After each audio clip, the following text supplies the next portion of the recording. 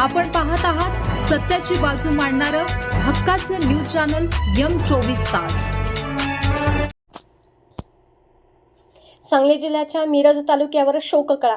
जेजुरीवर वारकऱ्यांच्या दिंडीत भरधाव ट्रक घुसला, 3 महिला वारकऱ्यांचा मृत्यू तर 4 जण गंभीर जखमी। आषाढी वारीच्या पवित्र सोहळ्याला गालबोट लावणारी अत्यंत भीषण आणि हृदयद्रावक घटना आज सकाळी जेजुरीजवळ घडली।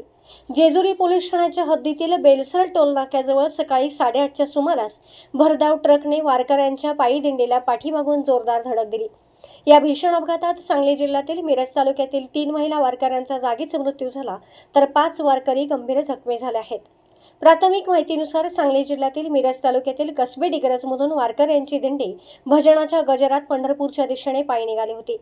सकाळी 8:30च्या सुमारास दिंडी बेलसर टोल नाक्याजवळ पोहोचली असता पाठीमागून भरधाव वेगाने आलेल्या एका अनियंत्रित ट्रकने थेट दिंडीत घुसून वारकऱ्यांना जोरदार धडक दिली। धडक इतकी भीषण होते की काही महिला वारकरी ट्रकच्या चाकाखाली आल्या। अपघातानंतर घटनास्थळी एकच आक्रोश आणि गोंधळ उडाला। स्थानिक नागरिक, वारकरी आणि पोलिसांनी तातडीने मदत कार्य सुरू करून जखमींना जवळील रुग्णालयात उपचारासाठी दाखल केले।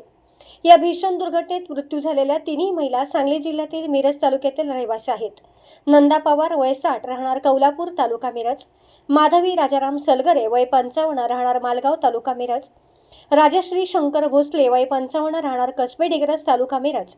या घटनेने कौलापूर, मालगाव, कसबे डिग्रज तसेच संपूर्ण मिरज तालुका आणि सांगली जिल्ह्यावर शोककळा पसरली आहे।